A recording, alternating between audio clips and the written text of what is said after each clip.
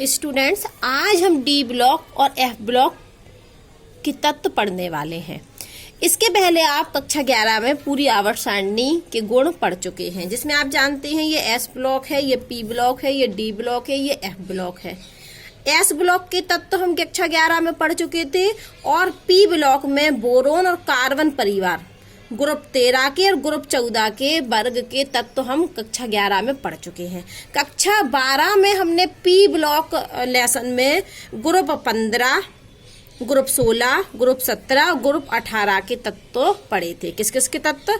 Group 15, 16, 17, 18 nitrogen परिवार, oxygen परिवार, halogen परिवार और उत्कृष्ट गैस है। ये हमने चार ग्रुप पढ़े हैं पी ब्लॉक में कक्षा 12 में, और ये दो हम पढ़ चुके हैं 13 और 14 कक्षा 11 में, और एस ब्लॉक भी हम कक्षा 11 में पढ़ चुके हैं। तो आज हम जो नया लेसन शुरू कर रहे हैं कक्षा 12 का, वो है डी ब्लॉक के तत्व और एफ ब्लॉक के तत्व। तो आप जानते हैं कि ये जो डी ब्लॉक है ये कहाँ पाया जाता है? एस और पी के बीच में। डी ब्लॉकों के तत्व में, डी ब्लॉक में के तत्वों को हम संक्रमण तत्वों के नाम से भी जानते हैं, ट्रांजिशन एलिमेंट के नाम से भी जानते हैं, जबकि एफ ब्लॉक के तत्वों को हम आंतरिक संक्रमण तत्वों के नाम से जानते हैं। ये चीज आप जानते ही हैं कि यदि लास्ट इलेक्ट्रॉन एस ऑर्बिटल में प्रवेश करता है तो हम उन तत्वों को एस ब्लॉक में रखते हैं। यदि लास्ट इलेक्ट्रॉन पी ऑर्बिटल में भरा जाता है या प्रवेश करता है तो हम पी ऑर्बिटल में रखते हैं। यदि लास्ट इलेक्ट्रॉन डी ऑर्बिटल में प्रवेश करता है तो हम उसको डी ब्लॉक में रखेंगे उन तत्वों को, और यदि लास्ट इलेक्ट्रॉन एफ ऑर्बिटल में प्रवेश करेगा या भरा जाएगा तो हम उसको एफ ब्लॉक में रखेंगे। ये सब बातें आप जानते हैं। तो आज हमको पढ़ना है डी ब्लॉक और एफ ब्लॉक। तो डी ब्लॉक में आप देख रहे होंगे ये है, इस सीरीज को हम 3D सीरीज कहते हैं। देखो तीसरा, ये चौथा आवर्त है, चौथा आवर्त, पांचवा आवर्त, छठवां आवर्त और सातवां आवर्त। तो इस सीरीज को हम 3D सीरीज कहते हैं, इस सीरीज को हम 4D सीरीज कहते हैं, इस सीरीज को हम 5D सीरीज कहते हैं और इस सीरीज को हम 6D सीरीज कहते हैं, जो भी कैसी अपूर्ण है। 6D सीरीज क्या है? अपूर्ण। अभी हम इसको डिटेल में पढ़ाएंगे थोड़ी देर में। ये कौन सी सीरीज है? 3D series. ये कौन सी सीरीज है? दूसरी वाली 4D सीरीज। ये कौन सी सीरीज है? 5D series. और ये वाली कौन सी सीरीज है? 6D सीरीज, जो कैसी है? अपूर्ण। 5D सीरीज में जो यहाँ से देखिए आप परमाणु क्रमांक जो लेंथेनियम है 57 और 58 वाला कहाँ आया इधर? ये गिनिए 1, 2, 3, 4, 5, 6, 7, 8, 9, 10, 11, 12, 13 14 तत्वों को अलग रख दिया। इसको हम बोलते हैं ये लेंथेनियम से गायब हुए ना, इसलिए हम इसको लेंथेनाइट सीरीज कहते हैं। ये कौन से तत्व हैं? लेंथेनॉइड्स कहलाते हैं। और यहाँ एक्टिनियम में परमाणु क्रमांक देखिए 89, तो 89 के 90 वाला कहाँ है? यहाँ। फिर से ये 14 यहाँ लिख दिए गए, तो हम इसको बोलते हैं एक्टिनाइड सीरीज, एक्टिनाइड तत्व। अब इनको डिटेल में हम पढ़ने वाले हैं थोड़ी देर में। तो अभी हम पढ़ रहे हैं डी ब्लॉक तत्व। तो आप जानते हैं कि डी ब्लॉक तत्व में उन तत्वों को रखा गया जिनका लास्ट इलेक्ट्रॉन डी ऑर्बिटल में भरा जा रहा था। और सबसे इंपॉर्टेंट बात कि डी ब्लॉक में अभी जो वर्ग हैं वो कहाँ से हैं? वर्ग 3 से कहाँ तक है? 12 तक। देखिए लिखा है 3 से 12 तक। तो पहली बात कि डी ब्लॉक में जो तत्व रखे गए हैं उनका अंतिम इलेक्ट्रॉन, जब हम इलेक्ट्रॉनिक विन्यास लिखेंगे तो अंतिम इलेक्ट्रॉन कहाँ भर रहा होगा? डी ब्लॉक में। इसलिए हमने उनको डी ब्लॉक में रखा गया। डी ऑर्बिटल में भर रहा होगा, इसलिए हमने उसको डी ब्लॉक में रखा गया। तो डी ब्लॉक में ग्रुप कौन से? ग्रुप 3 से ग्रुप 12 के तत्व आते हैं। डी ब्लॉक में ग्रुप 3 से ग्रुप 12 के तत्व आते हैं। डी ब्लॉक के तत्वों को हम संक्रमण तत्व भी कहते हैं। कौन से तत्व? संक्रमण तत्व। ठीक है, ट्रांजिशन एलिमेंट इंग्लिश में बोलते हैं हम इसको, ट्रांजिशन एलिमेंट। ठीक है। और इनका जो सामान्य इलेक्ट्रॉनिक विन्यास होता है, किनका? डी ब्लॉक के तत्वों का, संक्रमण तत्वों का, उनका होता है सामान्य इलेक्ट्रॉनिक विन्यास n-1 डी, और डी में क्या? 1 से 10 इलेक्ट्रॉन, और ns 1 से 2 इलेक्ट्रॉन। तो जो लास्ट इलेक्ट्रॉन होगा वो बाहरी कक्षा में नहीं भरेगा, n में नहीं जाएगा, n-1 में। यदि बाहरी कक्षा 4 होगी तो अंतिम इलेक्ट्रॉन तीसरे में जाएगा, 4-1 3, 4-1 3। तो ये जो अंतिम इलेक्ट्रॉन होता है ये अंदर वाली एक कक्षा में भरता है, बाहर से अंदर वाली एक कक्षा में ये आएगा अंतिम इलेक्ट्रॉन। और ये अंतिम कक्षा n है तो ये कहाँ भरा जा रहा है? n-1। और जबकि एफ ब्लॉक में क्या होता है? अंदर बाहर से दो अंदर n-2 में भरा जाता है। अभी f ब्लॉक का पढ़ाएंगे तब ज्यादा आपको समझ में आएगा। तो d ब्लॉक के जो तत्वों का सामान्य इलेक्ट्रॉनिक विन्यास होता है वो होता है n-1 d 1 to 10 और ns 1 to 2। तो जो लास्ट इलेक्ट्रॉन है वो n कक्षा में नहीं भरा जाता, बाहरी कक्षा में नहीं भरता, n-1 मतलब बाहर से एक अंदर वाली कक्षा में भरा जाता है। अभी हम एग्जाम्पल से समझाते हैं। जैसे ये देखिए कॉपर लिया हमने, तो कॉपर का इलेक्ट्रॉनिक विन्यास कितना है 29 है। तो जो अंतिम इलेक्ट्रॉन है वो ये है, ये वाला 4s में नहीं गया, किसमें गया 3d10 में। जैसे हम यहाँ एक एग्जाम्पल, ठीक है यहाँ एक एग्जाम्पल हम आपको ऊपर बता देते हैं। स्कैंडियम ले लिया हमने, स्कैंडियम का परमाणु क्रमांक होता है 21, तो हम भरते हैं तो 1s2 2s2 2p6 3s2 3p6 4s2 कितने हो गए 2 2 4 6 10 11 12 12 और 6 18 18 और 2 20। अब ये देखो 20 इलेक्ट्रॉन भर गए। अब 21वां क्या है अंतिम इलेक्ट्रॉन जो कहाँ गया 3d1 में। तो इसकी बाहरी कक्षा कितनी है 4। अगर हम इसको ऐसे लिखें तो पहली कक्षा में 2 इलेक्ट्रॉन, दूसरी कक्षा में 8 इलेक्ट्रॉन और तीसरी कक्षा में कितने इलेक्ट्रॉन 2 और 6 एक 9 इलेक्ट्रॉन और बाहरी कक्षा में 2 इलेक्ट्रॉन। तो ये 9 ये वाला जो इलेक्ट्रॉन है ये भरा गया। कौन सी कक्षा है तीसरी में भरा गया। तो अंतिम इलेक्ट्रॉन n-1 में जाता है। जैसे ये देखिए 20 इलेक्ट्रॉन हो गए थे हमारे यहाँ तक, 2 4 6 2 6 2, इन सबको जोड़ा तो 20 इलेक्ट्रॉन हो गए। तो 21वां जो अंतिम इलेक्ट्रॉन है वो कहाँ गया 3d1 में गया, d ऑर्बिटल है, वो भी कौन सी कक्षा के तीसरी में। और बाहरी कक्षा कितनी है 4, मतलब 4 कक्षाएं हैं इसमें। तो अंतिम इलेक्ट्रॉन कहाँ गया तीसरी में, 4 कक्षाएं, तो मतलब n-1 में जाता है। नई बात सुनिए, अभी तक हमने आपको पढ़ाया कि ऐसे तत्व जिनका अंतिम इलेक्ट्रॉन d ऑर्बिटल में प्रवेश करता है हमने उनको d ब्लॉक में रखा। और d ब्लॉक में ग्रुप 3 से ग्रुप 12 के तत्व आते हैं। जैसे p में 13 से 18 के तत्व आते थे। p ब्लॉक में कौन कौन से ग्रुप थे, group 13, group 14, group 15, group 16, group 17, group 18। उसी प्रकार से d ब्लॉक में कौन से ग्रुप होते हैं, group 3, group 4, group 5, group 6, group 7, group 8, group 9, group 10 और ग्रुप 11, ग्रुप 12। तो डी ब्लॉक में ग्रुप 3 से ग्रुप 12 के तत्व आते हैं। डी ब्लॉक के तत्वों को हम संक्रमण तत्व भी कहते हैं और इनका जो सामान्य इलेक्ट्रॉनिक विन्यास है वो n-1 d 1 to 10 और ns 1 to 2 होता है। यहाँ हमने कहा कि इनका जो अंतिम इलेक्ट्रॉन है वो बाहरी कोष में प्रवेश नहीं करता, n में n-1 में प्रवेश करता है अंतिम इलेक्ट्रॉन, मतलब बाहरी से एक अंदर वाली कक्षा में। इतना समझ आया। अब जो f ब्लॉक के तत्व हैं उनको हम आंतरिक संक्रमण तत्व भी कहते हैं, ठीक है। तो अभी हम पढ़ रहे हैं डी ब्लॉक। तो डी ब्लॉक को हम संक्रमण तत्व क्यों कहते हैं, तो संक्रमण तत्व क्या है पहले तो ये समझिए। संक्रमण तत्व वह है जिनकी मूल अवस्था में, ठीक है, संक्रमण तत्व वह है जिनकी मूल अवस्था अथवा किसी अन्य बोले या सामान्य ऑक्सीकरण अवस्था में डी ऑर्बिटल अपूर्ण हो, आंशिक भरे हुए हो। देखो संक्रमण तत्व हम उन तत्वों को कहते हैं जिनकी डी ऑर्बिटल आंशिक भरी हो, पूरी भरी ना हो। तो संक्रमण तत्व हम उन तत्वों को कहते हैं जिनकी डी ऑर्बिटल अपूर्ण हो। कैसी हो, डी ऑर्बिटल क्या हो, अपूर्ण हो, आंशिक भरी हो, पूरी भरी ना हो। तो या तो डी ऑर्बिटल उनकी मूल अवस्था में पूरी भरी ना हो, अगर मूल अवस्था में भरी भी है तो कोई बात नहीं, सामान्य ऑक्सीकरण अवस्था में भरी नहीं होना चाहिए। तो पहली बात तो ये है कि संक्रमण तत्व हम उन तत्वों को कहते हैं जिनमें डी ऑर्बिटल अपूर्ण हो, पूरी भरी ना हो, आंशिक भरी हो। तो जिन तत्वों में डी ऑर्बिटल आंशिक भरी होती है हम उनको संक्रमण तत्व कहते हैं। लेकिन डी ऑर्बिटल कहाँ कहाँ आंशिक भरी होनी चाहिए, या तो मूल अवस्था में आंशिक भरी हो डी ऑर्बिटल, अगर मूल अवस्था में ना हो तो सामान्य ऑक्सीकरण अवस्था में हो।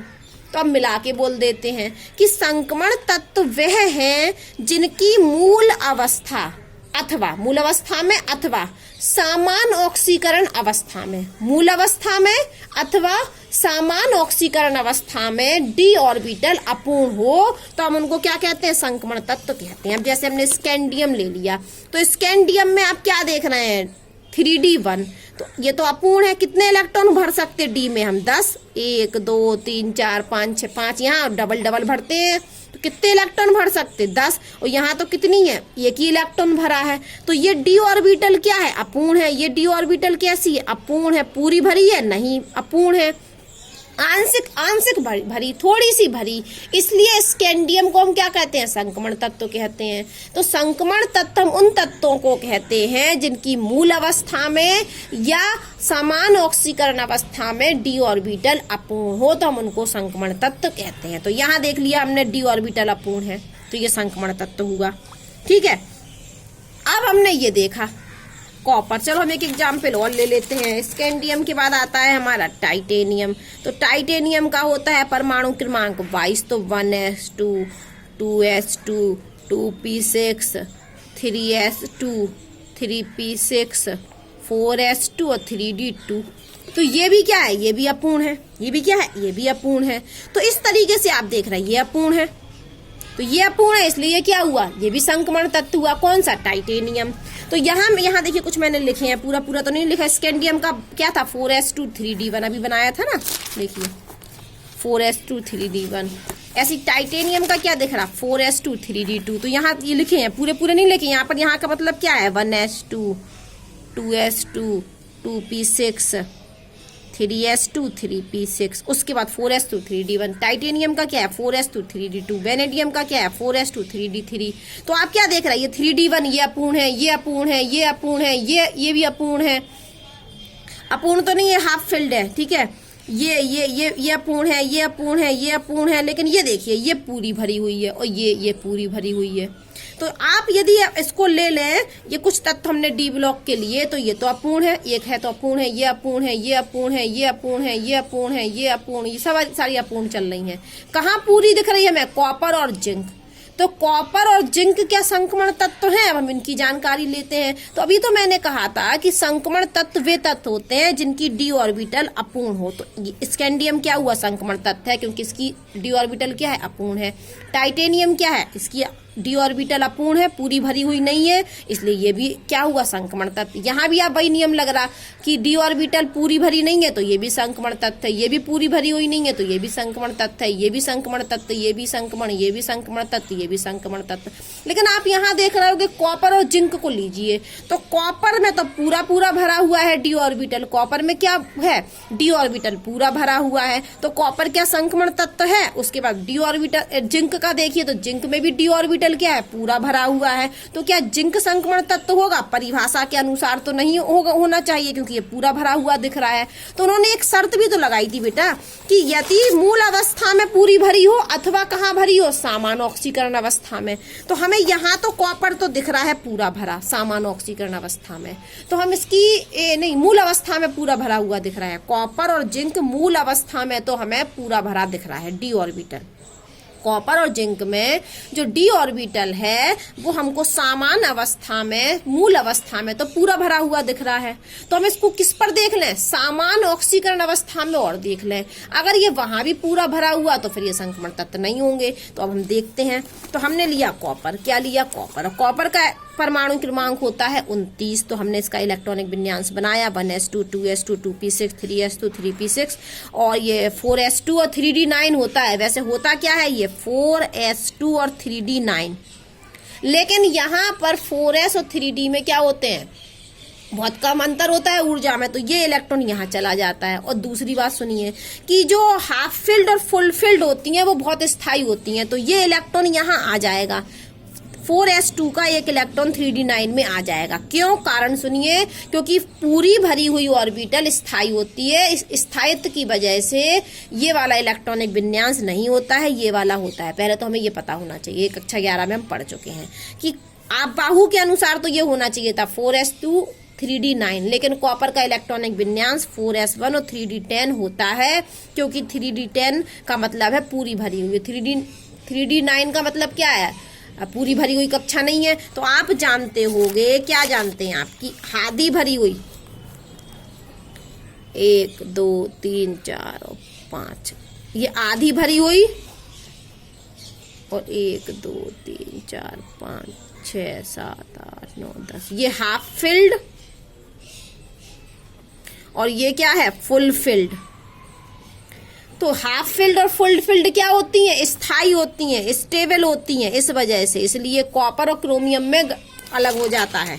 ठीक है, कॉपर और क्रोमियम में क्या हो जाता है, अगर हम क्रोमियम का बनाएं तो 1s2 1s2 2s2 2p6 3s2 3p6 फिर 4s2 और 3d4 होना चाहिए आप बाहु के अनुसार ये, लेकिन ये नहीं होता। क्या होता क्रोमियम का कितना होता परमाणु क्रमांक 24। कितना परमाणु क्रमांक 24। गिन लीजिए 2 4 6 10 11 12 और 6 18 और 2 20 और 24। तो ये होना चाहिए आप बाहु के अनुसार, लेकिन ये होता नहीं है। क्या होता है 1s2 2s2 2p6 3s2 3p6 4s1 और 3d5 होता है। 3d5 मतलब ये हाफ फिल्ड 1 2 3 4 5, ये क्या है हाफ फिल्ड। और हाफ फिल्ड क्या होता है स्थाई। क्या होता है स्थाई, स्टेबल होता है। ऐसे ही हमने उसका बना दिया कॉपर का कि ये नहीं होता है ये होता है। तो पहले तो हमें ये कॉपर और क्रोमियम का कक्षा 11 से पता होना चाहिए कि ये एस का एक इलेक्ट्रॉन डी में चला जाता है। क्यों? क्योंकि वहां हाफ फील्ड बन रहा क्रोमियम में और कॉपर में क्या बन रहा फुल फील्ड। और हाफ फील्ड ऑर्बिटल और फुल फील्ड ऑर्बिटल स्थायी होती हैं इस वजह से। चलो अब वो बात तो एक अलग बात है। अभी हम कुछ और समझाना चाह रहे हैं कि कॉपर संक्रमण तत्व है या नहीं। तो हमने परिभाषा आपको बताई कि संक्रमण तत्व वे होते हैं जो अपनी मूल अवस्था में या तो आधे भरे आंशिक भरे हों, डी ऑर्बिटल कैसी हो अपूर्ण, या उनकी समान ऑक्सीकरण अवस्था में डी ऑर्बिटल अपूर्ण हो, तो हम उन तत्वों को संक्रमण तत्व कहते हैं। तो कॉपर का जब हमने इलेक्ट्रॉनिक विन्यास बनाया तो हमें तो ये पूरी भरी दिख रहा है। ये डी ऑर्बिटल कैसा दिख रहा, पूरा भरा। और वो क्या कह रहे थे कि संक्रमण तत्व में क्या होना चाहिए, डी ऑर्बिटल अपूर्ण होना चाहिए। तो ये तो पूरा भरा हुआ है, तो कॉपर संक्रमण तत्व नहीं है इसका मतलब। लेकिन मूल अवस्था में तो ये होता है इलेक्ट्रॉनिक विन्यास। तो हम क्या देखें इसकी समान ऑक्सीकरण अवस्था में। तो समान ऑक्सीकरण अवस्था इसकी +2 होती है। तो हमने पहले कॉपर से कॉपर प्लस बनाया, मतलब एक इलेक्ट्रॉन हम हटा दें तो क्या प्लस का मतलब क्या होता है, एक इलेक्ट्रॉन निकलना।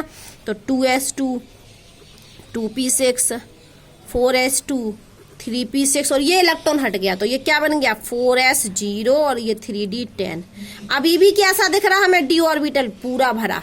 अभी भी डी ऑर्बिटल क्या है, पूरा भरा। अभी भी हम कॉपर को संक्रमण तत्व नहीं कहेंगे। अब देखिए कॉपर प्लस प्लस, तो अब एक इलेक्ट्रॉन और निकलेगा तो क्या हो जाएगा 1s2 2s2 2p6 3s2 3p6 और 4s0 और 3d9 और ये कैसा हो गया अपूर्ण। अब ये क्या हो गया डी ऑर्बिटल अपूर्ण। तो कॉपर अपनी, बहुत ध्यान से सुनना, कॉपर अपनी मूल अवस्था में तो डी ऑर्बिटल पूरा भरा हुआ है। कॉपर की मूल अवस्था में तो डी ऑर्बिटल पूरा भरा हुआ है, लेकिन समान ऑक्सीकरण अवस्था में, समान ऑक्सीकरण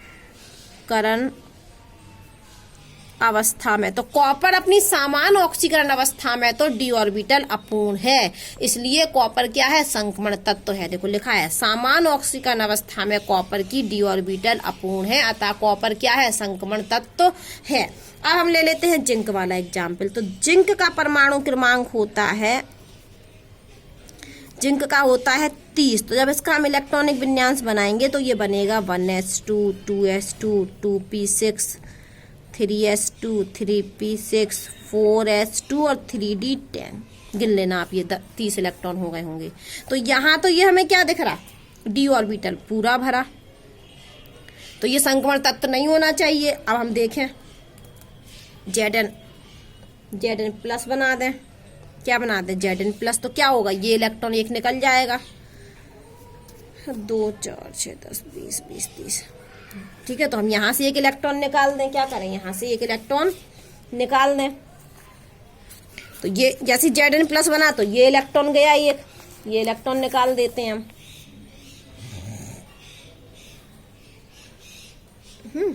तो ये Zn प्लस में क्या होगा 1s2 2s2 2p6 3s2 3p6 और 4s1 और 3d10। अभी भी डी ऑर्बिटल कैसा है, पूरा भरा हुआ। अब हमने Zn+2 बना दिया। क्या बना दिया, +2। तो एक और इलेक्ट्रॉन हमने यहाँ से निकाल दिया। तो अब आ गया 1s2 2s2 2p6 3s2 3p6 और 4s0 और 3d10। तो यहाँ भी बेटा देखो मूल अवस्था में भी कॉपर जिंक क्या था, अभी मूल अवस्था में। तो मूल अवस्था में भी पूरा भरा है डी ऑर्बिटल और समान ऑक्सीकरण अवस्था में भी क्या है, पूरा भरा हुआ है। यहाँ भी पूरा भरा, यहाँ भी पूरा भरा। इसलिए जिंक क्या है, एक संक्रमण तत्व नहीं है। लेकिन हम इसको क्या करते हैं, जैसे जिंक अकेला नहीं, जिंक, कैडमियम और मरकरी, क्या क्या बोला मैंने, जिंक, कैडमियम और मरकरी, इनके डी ऑर्बिटल पूरे भरे हुए हैं। लेकिन ये सीरीज के लास्ट में आते हैं। 3D सीरीज के लास्ट में जिंक है, 4D सीरीज के लास्ट में कैडमियम है, 5D सीरीज के लास्ट में मरकरी है। तो इनके डी ऑर्बिटल पूरे भरे हुए हैं, लेकिन ये संक्रमण तत्व नहीं हुए हैं, लेकिन इनको डी ब्लॉक में रखा गया है। ये सीरीज के अंतिम तत्व हैं, ये सीरीज के क्या है, अंतिम तत्व। तो अभी मैंने आपको सिखाया कि संक्रमण तत्व वे तत्व कहलाते हैं या तो मूल अवस्था में उनकी डी ऑर्बिटल अपूर्ण हो या सामान्य ऑक्सीकरण अवस्था में उनकी डी ऑर्बिटल अपूर्ण हो। तो हमने आपको दिखाया कि स्कैंडियम में तो डी ऑर्बिटल यहीं अपूर्ण दिख रही है, ठीक है। फिर मैंने यहाँ आपको टाइटेनियम में दिखाई अपूर्ण दिख रही, अपूर्ण दिख रही, यहाँ सब जगह अपूर्ण दिख रही। सिर्फ किस में अपूर्ण नहीं दिख रही, यहाँ नहीं दिख रही और यहाँ नहीं दिख रही। तो कॉपर अपनी मूल अवस्था में तो पूरा भरा हुआ है, लेकिन अपनी सामान्य अवस्था में तो ये अपूर्ण है। इसलिए कॉपर क्या है, संक्रमण तत्व। अभी देखो हमने सिद्ध किया कि कॉपर मूल अवस्था में तो पूरा भरा हुआ है, लेकिन कॉपर अपनी सामान्य ऑक्सीकरण अवस्था में डी ऑर्बिटल अपूर्ण है। इसलिए कॉपर क्या है, संक्रमण तत्व है। लेकिन जिंक की बात करें तो जिंक तो ना मूल अवस्था में भी पूरा भरा हुआ है और सामान्य ऑक्सीकरण अवस्था में भी पूरा भरा हुआ है। तो जिंक को संक्रमण तत्व नहीं होना चाहिए। लेकिन जिंक, कैडमियम और मरकरी को हम डी ब्लॉक की अंतिम सीरीज की लास्ट सीरीज में लास्ट है, सीरीज में लास्ट तत्व है, तो हम अध्ययन करते हैं इनका संक्रमण तत्व के अंतर्गत ही। ये अपवाद है ये, ठीक है, यहाँ लिखा होगा, देखिए यहाँ साफ साफ लिखा हुआ है कि वर्ग 12 के जिंक, कैडमियम, मरकरी मूल अवस्था में तथा सामान्य ऑक्सीकरण अवस्था में D10 विन्यास रखते हैं, फुलफिल्ड रखते हैं। डी ऑर्बिटल कैसी होती है, फुलफिल। इसलिए इन्हें संक्रमण धातु नहीं माना जाता। किसको नहीं माना जाता संक्रमण धातु, जिंक, कैडमियम और मरकरी को। लेकिन ये तीनों सीरीज के अंतिम सदस्य हैं, इसलिए इनका अध्ययन हम डी ब्लॉक में करते हैं। लेकिन ये संक्रमण तत्व तो नहीं है। तो क्वेश्चन आ जाए क्या जिंक एक संक्रमण तत्व है, तो नहीं। क्यों नहीं है, कारण लिखिए। क्योंकि जिंक ना तो अपनी मूल अवस्था में उसका डी ऑर्बिटल भी पूरा भरा हुआ है और सामान्य ऑक्सीकरण अवस्था में भी उसका डी ऑर्बिटल पूरा भरा हुआ है, D10 मतलब पूरा भरा हुआ। इसलिए जिंक संक्रमण तत्व नहीं है। जबकि कॉपर मूल अवस्था में तो पूरा भरा हुआ है, लेकिन सामान्य ऑक्सीकरण अवस्था में उसमें D9 हो रहा है, अपूर्ण हो रहा है, ठीक है। ये नोट बना के लिखना है कि जिंक, कैडमियम, मरकरी जो है वो मूल अवस्था में और सामान्य ऑक्सीकरण अवस्था में D10 विन्यास शो करता है। D10 का मतलब है पूरा भरा विन्यास शो करता है, इसलिए ये संक्रमण तत्व नहीं माने जाते। लेकिन सीरीज के अंतिम सदस्य होने के कारण इनका अध्ययन हम डी ब्लॉक के अंतर्गत करते हैं।